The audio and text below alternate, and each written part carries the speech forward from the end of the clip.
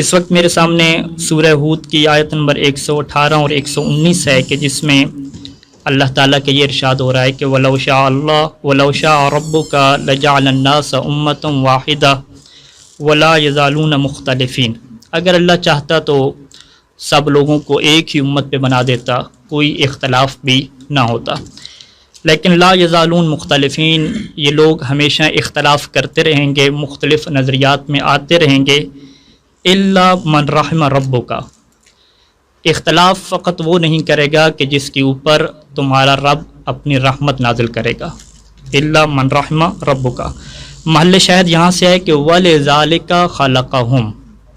اور اسی مقصد کی خاطر کہ اللہ ان پہ رحمت نازل کرے اللہ نے ان لوگوں کو خلق فرمایا ہے۔ وَلِذَالِكَ کے اشارہ اسی قریب کی طرف جا رہا ہے۔ تو ہمارے سامنے انسانوں کی خلقت کا ایک ہی مقصد سامنے آ گیا کہ اللہ یہ چاہتا ہے کہ انسانوں پہ اپنی رحمت کو نازل کرے، اور اسی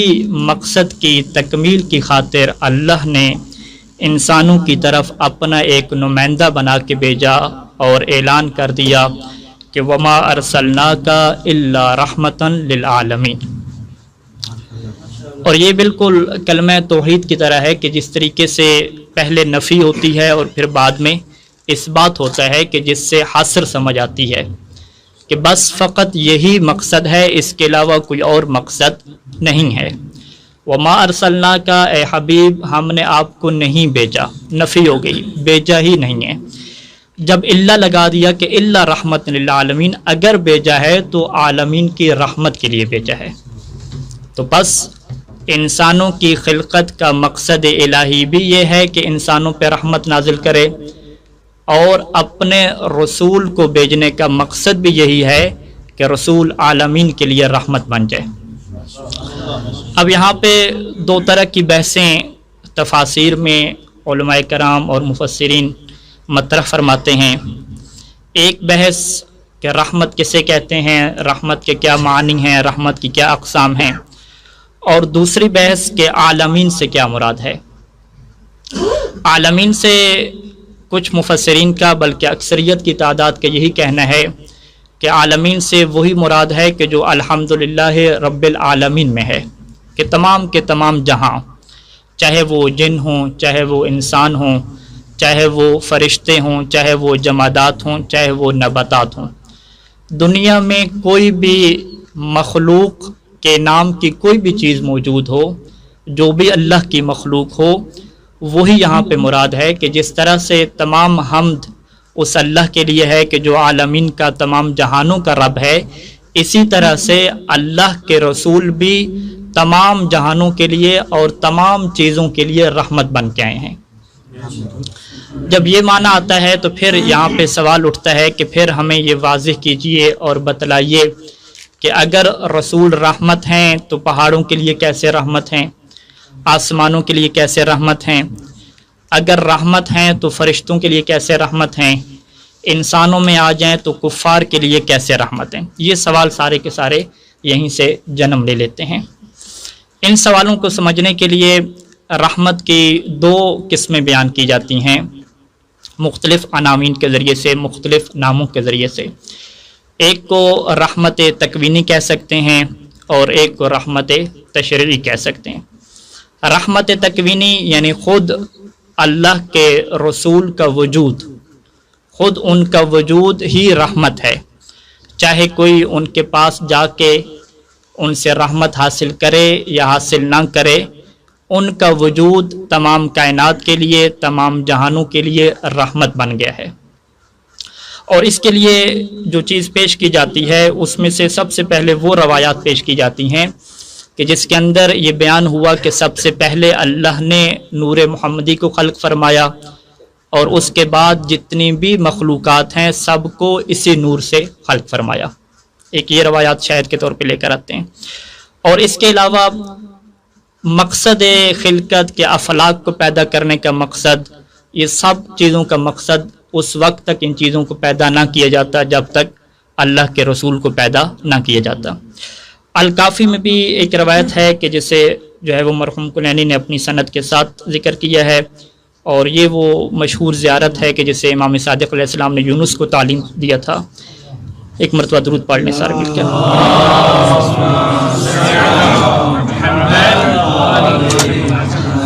کہ اس کے الفاظ میں ہے کہ بکم فتح اللہ و بکم یختم اللہ، کہ آپ اہل بیت کے ذریعے سے ہی اللہ ابتدا کرتا ہے۔ اب ابتدا کے کیا معنی ہیں؟ علامہ مسیح الرحمن نے 3 احتمال دیے، اور ایک احتمال یہ ہے کہ ایجاد اور خلق،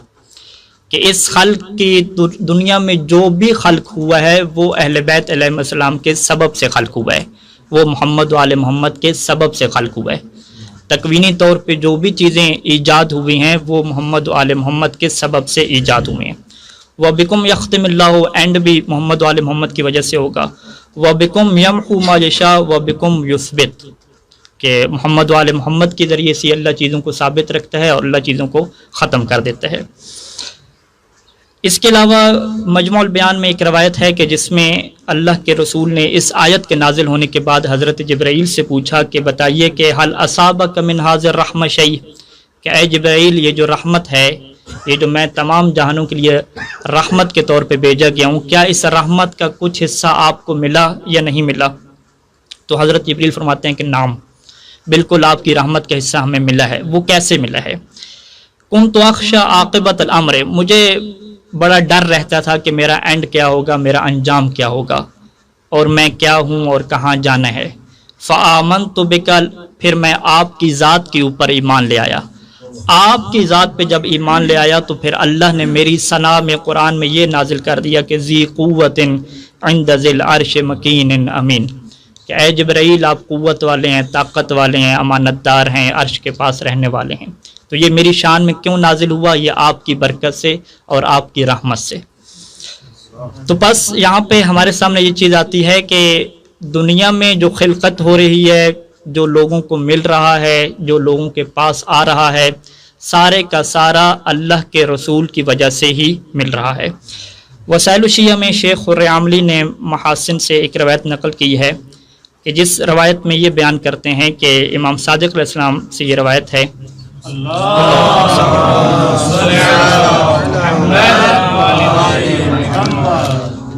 کہ ان ابا حنیفہ اکل معہو، کہ ابو حنیفہ نے جو ہے وہ صادق آل محمد کے ساتھ کھانا تناول فرمایا، دونوں کھانا کھا رہے تھے۔ فلما رفع صادق یدہ من اکلی، جب کھانا کھا چکے اور صادق آل محمد نے اپنے ہاتھ بلند کیے تو ہاتھ بلند کر کے انہوں نے کیا پکارا، وہ پکار کو آپ دیکھیے گا۔ صادق علیہ محمد فرماتے ہیں کہ الحمدللہ رب العالمین اللہم ھذا منک و من رسولک، کہ تمام حمد ہے اس رب کے لیے جو عالمین کے لیے ہے۔ اللہم، اے اللہ، ھذا، یہ جو کھانا ہے، منک و من رسولک، یہ تیری طرف سے ہمیں نصیب ہوا ہے اور تیرے رسول کی طرف سے ہمیں ملا ہے۔ اب جب یہ بات ابو حنیفہ نے فوراً دیکھی تو فوراً ہی صادق آل محمد پہ شرک کا فتویٰ لگا دیا اور کہتا ہے کہ یا ابا عبداللہ اجعلت مع اللہ شریکن، کہ آپ اللہ کے ساتھ شریک ٹھہرا رہے ہیں اور کہہ رہے ہیں کہ اللہ کی حمد ہو کہ یہ کھانا جو ہے وہ اے اللہ تیری طرف سے ہے اور تیرے رسول کی طرف سے ہے۔ آپ خود غور فرمائیں کہ رسول کو گزرے ہوئے کتنا عرصہ ہو چکا ہے۔ اب اللہ کے رسول نے تو غنیمت کے طور پہ کچھ نہیں بھیجا ہوگا، لیکن پھر بھی صادق آل محمد کی زبان سے جب یہ جملے نکلے ہیں تو ابو حنیفہ نے فتویٰ لگا دیا۔ یہاں پہ ایک نقطہ قابل غور ہے کہ اس دور میں بھی جو معصوم پہ فتویٰ شرک لگانے والا تھا اسے ابو حنیفہ کہتے ہیں، اور آج کے دور میں بھی کچھ لوگ ایسے ہیں کہ جو فقہا اور علماء پہ فوراً ہی شرک کے فتوے لگا دیتے ہیں۔ تو یہ سیرت ابو حنیفہ ہے۔ امام علیہ السلام اس کے جواب میں فرماتے ہیں کہ وہی لگا، کہ تمہیں کیا ہو گیا، تمہاری بربادی ہو۔ اور پھر امام نے 2 آیات اس کے سامنے تلاوت فرمائی قرآن مجید۔ پہلی آیت تلاوت فرمائی سورہ توبہ کی، دونوں آیات ہیں کہ ان اللہ یقول فی کتابہ وما نقموا الا ان اغناہم اللہ ورسولہ من فضلہ۔ وما نقموا، ان منافقوں کو سارے کا سارا غصہ فقط اسی بات پہ ہے کہ اللہ نے اور اللہ کے رسول نے اپنے فضل سے ان مومنین کو بے نیاز کر دیا ہے، ان کو امیر کر دیا ہے۔ مسئلہ یہاں پہ غنیمت کا نہیں ہے، اگر مسئلہ غنیمت کا ہوتا تو صادق آل محمد یہ آیت پڑھ کے استدلال نہ کرتے۔ اس کا مطلب ہے کہ مومنین کے پاس جو بے نیازی ہے، مومنین کے پاس جو کچھ مل رہا ہے وہ اللہ کی طرف سے ہے اور اللہ کے رسول کی طرف سے ہے۔ پھر دوسری آیت ارشاد فرمائی کہ وَيَقُولُ فِي مَوْضِعٍ آخر وَلَوْ أَنَّهُمْ رَضُوا مَا آتَاهُ اللَّهُ وَرَسُولُهُ، کہ اگر یہ لوگ راضی ہو جاتے اسی رزق پہ، اسی بات پہ، اسی مال پہ کہ جو اللہ نے انہیں عطا کیا ہے اور اللہ کے رسول نے عطا کیا ہے، راضی ہو جاتے اور کیا کہتے؟ یہ کہتے کہ حسبنا اللہ سیؤتینا اللہ من فضلہ ورسولہ، یہ کہتے کہ اللہ ہمارے لیے کافی ہے اور عن قریب اللہ اپنے فضل سے دے گا اور اللہ کا رسول بھی اپنے فضل سے ہمیں دے گا۔ یہ والے جملے کہتے تو ان لوگوں کے پاس کیا ہوتا؟ پھر آگے کیا مکمل آیت ہے۔ ان دو آیات میں اللہ کے ساتھ رسول کے عطا کرنے کا ذکر موجود ہے۔ جب یہ آیات ابو حنیفہ کے سامنے پڑھی تو اب روایت کے یہ جملے ہیں کہ فقال ابو حنیفہ واللہ لکأنی ما قرأتہما قط، مجھے ایسا لگ رہا ہے کہ گویا کہ یہ دو آیتیں میں نے اپنی زندگی میں کبھی پڑھی نہیں ہوں، کہ اللہ بھی عطا کرتا ہے اور اللہ کا رسول بھی اس کے ساتھ عطا کرتا ہے۔ ایک مرتبہ درود مرد پڑھ لیں سارے مل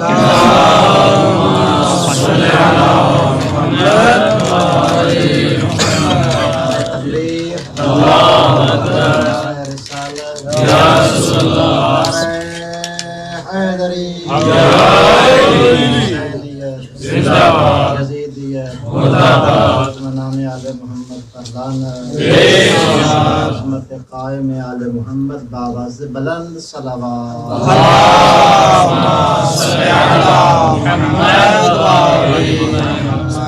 بس اس کا مطلب ہے کہ ابھی جو ہم نے پانی پیا، ابھی جو ہم کھا پی رہے ہیں، وہ صادق آل محمد نے جن قرآن کی آیات سے استدلال فرمایا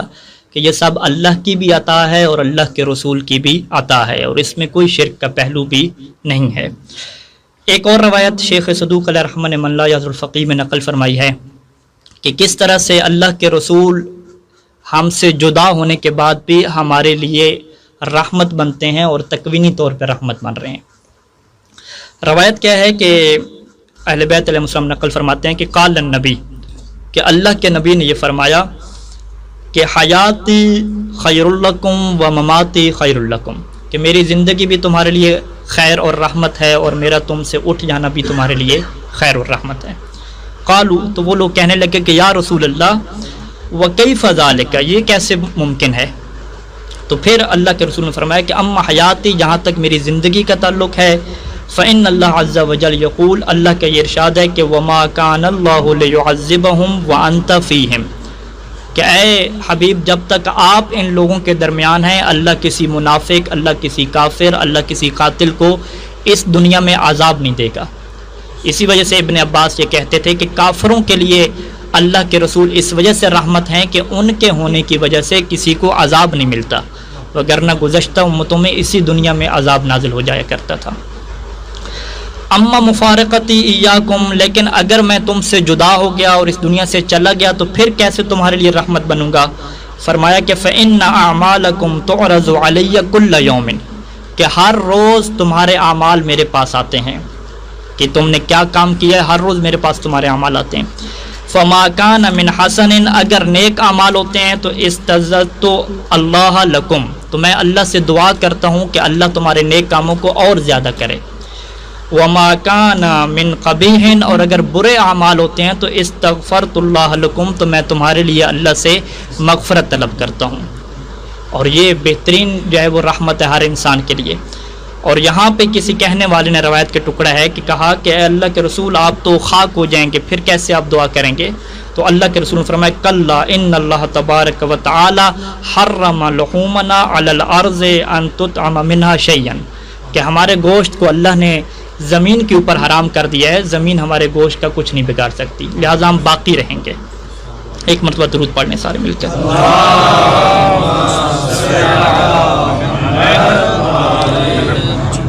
تکوینی رحمت کے ایک پہلو کے ایک اور روایت سے میں واضح کر کے اگلی جو ہے وہ دوسری رحمت کی قسم میں داخل ہوں گا۔ الکافی میں پورا باب موجود ہے کہ جس باب کا مرحوم کلینی نے یہ نام رکھا ہے کہ عرض الاعمال عن النبی والائمۃ، کہ ہم سب لوگوں کے اعمال جو کچھ ہم کرتے ہیں وہ نبی کو پیش کیے جاتے ہیں اور اہل بیت علیہ السلام کو پیش کیے جاتے ہیں۔ انہی روایات میں جو ہے وہ اہل بیت علیہ السلام قرآن کی آیت سے استدلال کرتے تھے کہ جس میں یہ ارشاد ہو رہا ہے کہ اعملوا فسیر اللہ عملکم ورسولہ والمؤمنون، کہ تم سب لوگ عمل کرو، تمہارے عمل کو دیکھنے والا کون کون ہے؟ اللہ بھی تمہارے اعمال کو دیکھ رہا ہے، اللہ کا رسول بھی تمہارے اعمال کو دیکھ رہا ہے، اور مؤمنون کہ امام نے فرمایا کہ قالہم الائمہ، اور ائمہ علیہم السلام بھی تمہارے اعمال کو دیکھ رہے ہیں۔ اسی وجہ سے صادق آل محمد کسی محفل میں بیٹھے تھے اور فرمایا کہ ما لکم تسوؤون رسول اللہ، کہ تمہیں کیا ہو گیا ہے کہ تم اللہ کے رسول کو تکلیف پہنچاتے ہو، تم اللہ کے رسول کو اذیت دیتے ہو۔ تو لوگوں نے کہا کہ فقال رجل کیف، کہ ہم اللہ کے رسول کو کیسے تکلیف دے رہے ہیں؟ فرمایا کہ اما تعلمون، کیا تمہیں اس بات کا علم نہیں ہے کہ ان اعمالکم تعرض علیہ، کہ تمہارے اعمال رسول کو پیش کیے جاتے ہیں، فاذا رأى فیہا معصیتا، اور اگر وہ ان اعمال میں معصیت اور گناہ کو دیکھتے ہیں تو ساءہ ذالک، تو اس وجہ سے رسول کو تکلیف پہنچتی ہے، رسول کو اذیت پہنچتی ہے کہ ان کے چاہنے والا گناہ کا کام کر رہے۔ فلا تسوء رسول اللہ وسروہ، پس اللہ کے رسول کو کبھی اذیت نہ دو بلکہ نیک اعمال کر کے اللہ کے رسول کو خوش کرو۔ تو یہاں پہ صادق آل محمد ایک اور پہلو بھی بیان فرما رہے ہیں کہ فقط خوشنودی پروردگار آپ کے اعمال کا معیار نہیں ہونا چاہیے، بلکہ اللہ کے رسول کی خوشنودی اور ان کا سرور بھی آپ کے اعمال کا ایک معیار ہونا چاہیے۔ ایک مرتبہ پھر درود پڑھ لیجیے سارے مل کے۔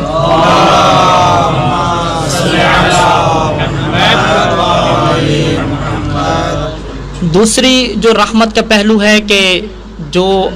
رسالت خود رحمت ہے، یعنی خود جو پیغامات ہیں ان کے اندر کیا رحمت پوشیدہ ہے۔ اگر ہم ان پیغامات کو اپنائیں گے، ان کے اوپر ہم عمل کریں گے تو دنیا رحمت بنے گی، ہمیں رحمت نصیب ہوگی۔ جیسا کہ بارش رحمت ہے، تو اب جس زمین کے اندر صلاحیت ہوگی تو اسی کو فائدہ ہوگا، جس زمین کے اندر پہلے سے جو ہے وہ گند جمع ہے وہ الٹا اس کا کیا ہو جائے گا، نقصان ہو جائے گا۔ اسی طریقے سے کھانا نعمت ہے، مواقب جو ہیں وہ رستے میں مشی سے ہو کے آئے ہیں وہ بھی نعمت ہیں، رحمت ہیں، لیکن کب رحمت ہے کہ اگر آپ حرکت کریں گے اور موقع پہ جا کے پانی پئیں گے تو رحمت ہے۔ اگر آپ اس رحمت کے قریب ہی نہیں جائیں گے تو وہ آپ کے لیے رحمت نہیں بنے گی۔ اسے کیا کہتے ہیں کہ تشریعی رحمت ہے، کہ جس میں آپ کو اور ہمیں خود کردار ادا کرنا ہوتا ہے اس رحمت سے فائدہ حاصل کرنے کے لیے۔ اگر ہم نہیں چاہیں گے تو رحمت نہیں ملے گی، اگر چاہیں گے تو رحمت ملے گی۔ اسی وجہ سے جو ہے وہ قرآن مجید میں یہ ارشاد ہوا کہ ہم نے یہ جو کتاب نازل کی ہے یہ ہدم و رحمتم و بشرا للمسلمین، یہ رحمت ہے لیکن للمسلمین، ان لوگوں کے لیے جو اپنے آپ کو سر خم کر دیتے ہیں، اپنے آپ کو تسلیم کی منزل پہ لے آتے ہیں، اسلام کو قبول کر لیتے ہیں، تو ان کے لیے یہ رحمت بنتا ہے، تمام لوگوں کے لیے رحمت نہیں بنتا۔ اور اسی وجہ سے جو ہے وہ قرآن کی ایک آیت بھی یہ ہے کہ اللہ کے رسول ان لوگوں کے لیے رحمت ہیں کہ للذین آمنوا، جو ایمان لے کر آئے۔ تو یہ جو آیات ہیں کہ جس میں کہا گیا کہ للذین آمنوا کے لیے رحمت ہیں، اور ایک جگہ کہا گیا کہ رحمت للعالمین ہے، تو دونوں میں جمع اسی طریقے سے مفسرین نے کی ہے کہ جو عالمین کے لیے رحمت ہیں وہ رحمت تکوینی ہے، اور جو مومنین کے لیے رحمت ہیں وہ رحمت تشریعی ہے، کہ مومنین جا کے استفادہ کریں گے، حاصل کریں گے تو کیا ہے انہیں رحمت شامل حال ہوگی۔ یہاں پہ جو ہے وہ اللہ کے رسول نے جو ہے وہ امیر المومنین علیہ السلام سے یہ روایت ہے، یہ بھی الکافی میں ہے، کہ فرماتے ہیں کہ حجت الوداع کے موقع پہ اللہ کے رسول نے اپنی اس رحمت کو بیان کرنے کے لیے یوں خطبہ دیا کہ ایھا الناس واللہ ما من شیء، کوئی چیز بھی ایسی نہیں ہے، یقربکم من الجنت و یباعدکم من النار، جو تمہیں جنت کے قریب کر دے اور آگ سے دور کر دے، الا وقد امرتکم بہ، مگر میں نے اس کا تمہیں حکم دیا ہے۔ وما من شیء، اور کوئی چیز ایسی نہیں ہے کہ جو تمہیں آگ سے قریب کر دے اور جنت سے دور کر دے، الا وقد نہیتکم عنہ، مگر یہ کہ میں نے اس سے تمہیں روک دیا ہے۔ اور پھر اس کے بعد جو ہے وہ اللہ کے رسول نے بہت ساری چیزوں کا ذکر فرمایا۔ تو یہ بہت بڑی رحمت ہے کہ انسان کو پتہ چل جائے کہ کون سے ایسے اعمال ہیں، کون سے ایسے جو ہے وہ کردار ہیں کہ جن کو انسان اپنائے گا تو اس کے اوپر اللہ کی رحمت نازل ہو جائے گی۔ اب یہ جو رحمت تشریع ہے، اس تشریع رحمت کو اگر ایک انسان اپنا لے تو پوری دنیا رحمت کا گہوارہ بن جاتی ہے، اور اس رحمت کے اندر حتیٰ کہ کفار بھی شامل ہیں، اور کفار کے ساتھ ساتھ جو حیوانات ہیں وہ بھی کہیں شامل ہیں۔ سورہ توبہ کی ایک آیت ہے کہ وہ افراد کے جو اللہ کے رسول کی رحمت سے استفادہ نہیں کرتے اور انکار کر دیتے ہیں، کافر بن جاتے ہیں، منافق بن جاتے ہیں، اور نتیجے میں ان کو ہلاکت ملتی ہے۔ تو اب جب انہیں ہلاکت ملتی ہے تو اللہ کے رسول کی کیا کیفیت ہوتی ہے؟ دنیا میں کیا چل رہا ہے کہ اگر کوئی منافق ہو، کوئی غالی ہو، یعنی ہم اپنی مثال لے لیں کہ پاکستان میں کوئی غالی ہے، منافق ہے، فقہا کو گالیاں دینے والا ہے، اگر اس کا کوئی نقصان ہو جائے، اگر اسے کوئی تکلیف پہنچے تو ہم کہتے ہیں کہ اچھا ہوا ہے، اچھا ہے اس کے اوپر ایک اور FIR کٹے، اچھا ہے اس کو جیل ہو جائے، خوشی ہوتی ہے۔ یعنی دشمن کو جب بھی تکلیف پہنچتی ہے تو ہمیں کیا محسوس ہوتی ہے؟ خوشی محسوس ہوتی ہے۔ لیکن قرآن مجید نے سورہ توبہ میں جب مشرکین کے خلاف باتیں کی اور ساری باتیں کرنے کے بعد سورہ توبہ کی آخری آیت میں رسول کی کیفیت کو بیان فرمایا ہے۔ وہ کیفیت کیا ہے کہ وہ یوں کر کے کیفیت کو بیان فرمایا سورہ توبہ کی آیت میں کہ لَقَدْ جَاءَكُمْ رَسُولٌ مِّنْ أَنفُسِكُمْ، سورہ توبہ کی 128 نمبر آیت، کہ رسول تمہارے اپنے اندر سے ہیں، من انفسکم، تمہارے انفس سے ہیں، تمہاری اپنی جانوں سے ہیں، تم میں سے ہیں، عزیز علیہ ما عنتم، تمہیں جو تکلیف پہنچتی ہے وہ رسول کے اوپر بہت ہی جو ہے وہ مشکل گزرتی ہے، ناگوار گزرتی ہے، اور وہ ذہنی طور پہ ڈسٹرب ہو جاتے ہیں۔ اب ما عنتم کی تفسیر کیا ہے؟ مختلف تفسیریں ہیں۔ ایک تفسیر اس کی یہ ہے کہ ایمان کو چھوڑنے کی وجہ سے جو ان لوگوں کو ہلاکت ملتی ہے تو اس کی وجہ سے اللہ کے رسول کو بہت دکھ پہنچتا ہے اور بہت ناگواری محسوس ہوتی ہے۔ پھر آگے فرمایا کہ یہ تو ان کفار اور منافقین کی نسبت سے ہے کہ اللہ کے رسول کو ناگواری محسوس ہوتی ہے، لیکن مومنین کی طرف سے ہیں تو پھر مومنین کے لیے اللہ کے رسول حریص ہیں، ان کے اوپر رحم کرنے والے ہیں۔ یہ کیا آیت موجود ہے۔ اور یہاں پہ جو اللہ کے رسول نے قوانین دیے اور تشریعات دیں، پوری کی پوری دنیا میں آج جو بھی تہذیب ہے، جو بھی اخلاقیات ہیں، وہ ساری کی ساری اسی کی طرف پلٹتی ہیں۔ اگر آج اسلام نہ ہوتا، عورتوں کے حقوق بیان نہ ہوتے، قیدیوں کے حقوق بیان نہ ہوتے، تو دنیا کی یہ شکل اور یہ صورتحال نہ ہوتی۔ یہاں پہ بس حیوانوں کے حقوق کے متعلق ایک دو روایات نقل کر کے اپنی گفتگو کو مکمل کروں گا۔ المحاسن میں اور اسی طریقے سے وسائل الشیعہ میں، بہار میں پورے باب باندھے گئے ہیں کہ جس میں جانوروں کے حقوق کے متعلق اللہ کے رسول نے اپنی رحمت کی کچھ جھلک کیا ہے ہمارے لیے واضح کی ہے۔ ایک روایت کیا ہے کہ اللہ کے رسول نے فرمایا کہ نظفوا مراذب الغنم، کہ یہ جو بھیڑ بکریاں تم جس جگہ پہ باندھتے ہو اس جگہ کو تم صاف کیا کرو، اسے صاف رکھا کرو، یعنی کتنا خیال ہے جانوروں کا۔ پھر ایک اور اگلا جملہ فرمایا کہ وَمْسَحُوا رُغَامَهُنَّ، کہ دیکھو ان بکریوں کے ناک سے جو رطوبت بہ رہی ہوتی ہے، وَمْسَحُوا، اس کو بھی تم صاف کیا کرو۔ یعنی ہم ایک جانور کو دیکھتے ہیں اس کے ناک سے رطوبت نکل رہی ہے، ہم کہتے ہیں ٹھیک ہے جانے دیں، کیا مسئلہ ہے، لیکن اللہ کے رسول کو یہ گوارا نہیں ہے کہ کوئی جانور ہو، کوئی بھیڑ بکری ہو اور اس کے چہرے کے اوپر رطوبت ہو اس کے ناک کی اور انسان ایسے گزر جائے۔ فرمایا کہ نہیں، اس کی رطوبت کو بھی تم نے صاف کرنا ہے۔ اور پھر ایک اور روایت ہے کہ جس میں فرمایا کہ دیکھو جانور کے 6 حقوق تمہارے اوپر ضروری ہیں۔ پہلا حقوق کیا ہے کہ یبدأ بعلفها اذا نزل، کہ جب سفر کر کے گھر کو آتے ہو تو قبل اس کے کہ تم پہلے کچھ کھاؤ پیو، سب سے پہلے اپنے جانور کو تم کھلاؤ، پہلے اسے پانی پلاؤ، پہلے اسے تم کھلاؤ۔ وَيَعْرِضُ عَلَيْهَا الْمَاءَ إِذَا مَرَّ بِهِ، دوسرا کیا ہے کہ جب بھی جانور کے پاس سے گزرو تو پانی کیا رکھ دیا کرو اس کے لیے، ہو سکتا ہے کہ وہ پیاسا ہو، وہ مانگ نہیں سکتا۔ وَلَا يَضْرِبْهَا إِلَّا عَلَى حَقٍ، دیکھو حیوان کو کبھی نہیں مارنا، فقط اس صورت میں مارنا ہے کہ جب ضرورت اس کی پڑے، بغیر ضرورت کے حیوان کو نہیں مارنا۔ چوتھا کیا ہے کہ وَلَا يُحَمِّلْهَا مَا لَا تَطِيقُ عَلَيْهِ، حیوان کے اوپر اتنا بوجھ نہیں لادنا کہ جو اس کی طاقت سے باہر ہو۔ پانچواں کیا فرمایا کہ وَلَا يُكَلِّفُهَا مِنَ السَّيْرِ مَا لَا تَقْدِرُ عَلَيْهِ، اتنا حیوان کو نہ چلانا کہ وہ تھک جائے اور جس کی اسے قدرت حاصل نہ ہو۔ اور پھر چھٹا فرمایا کہ وَلَا يَقِفُ فِيهَا قَوَافًا، کہ جب تم آپس میں گفتگو کر رہے ہوتے ہو تو پھر حیوان کی پیٹھ پہ سوار نہ رہنا، بلکہ نیچے اتر آنا اور گفتگو کر لینا، اور جب سفر کرنے کا ارادہ کرو تو پھر حیوان کی پیٹھ پہ سوار ہو جاؤ اور سفر کرو۔ یعنی ہم لوگ کیا کہتے ہیں کہ چلیں جی گھوڑوں پہ بیٹھے ہوئے ہیں تو وہ اوپر ہی کھڑے کیا ہے گفتگو کر رہے ہیں، سفر نہیں کر رہے، لیکن اللہ کے رسول نے فرمایا کہ نہیں، یہ حیوانوں کے حقوق کے منافی ہے۔ اور یہ حقوق ہیں حیوانوں کے لیے۔ انسانوں کے اگر حقوق کی آپ بات کریں اور خصوصاً اس حق کی بات کریں کہ ایک ایسے وقت کی بات کریں کہ جس وقت میں کسی کو کسی کا کوئی احساس نہیں ہوگا، اور وہ کون سا وقت ہے؟ میدان محشر۔ میدان محشر میں جو ہے وہ نہ ایک ماں کو اپنے بچے کا احساس ہوگا، نہ باپ کو بیٹے کا احساس ہوگا، کسی کو کوئی احساس نہیں ہوگا، ہر کسی کو اپنی پڑی ہوگی۔ یہاں پہ ایک روایت ہے جس کی 3-4 سندیں ہیں اور 1-2 سندیں اس کی صحیح سند ہیں، جسے الکافی میں جو ہے وہ مرحوم کلینی نے بھی نقل کیا ہے،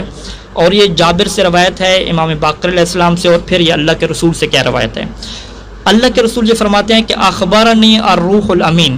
کہ حضرت جبرائیل نے مجھے یہ خبر دی کہ ان اللہ لا الہ الا ہو غیرہ اذا وقف الخلائق وجمع الاولین والآخرین اوتی بجہنم، کہ ایک وقت ایسا آئے گا کہ جب اللہ تمام مخلوق کو اپنے سامنے کھڑا کرے گا، تمام جو پہلے گزر چکے ہیں، جو بعد میں ہیں، تمام کے تمام کا ایک میدان محشر لگ جائے گا، اور پھر جہنم کو لایا جائے گا، اور جہنم کیا ہے؟ فاجر لوگوں کو اٹھانا شروع کر دے گی۔ تو اس وقت اتنی خوف کی حالت ہوگی کہ حضرت جبرائیل فرماتے ہیں کہ فما خلق اللہ عبدا من عبادہ، کہ اللہ کے جو بندے ہیں، اللہ کے بندوں کا کیا حال ہوگا، باقیوں کو تو چھوڑیں، اللہ کے جو بندے ہیں، ملکن چاہے وہ فرشتے ہوں، ولا نبیین چاہے وہ نبی ہوں، کوئی بھی ایسا نہیں ہوگا الا وینادی مگر اس کی زبان پہ ایک ہی ندا ہوگی کہ یا رب نفسی نفسی،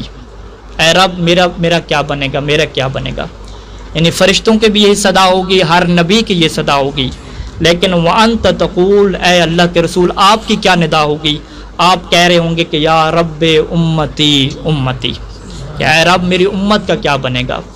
میدان محشر میں بھی جس رسول کو اپنی فکر نہ ہو، اپنی امت کی فکر ہو، اس رسول کو قرآن نے رحمت للعالمین کہا ہے۔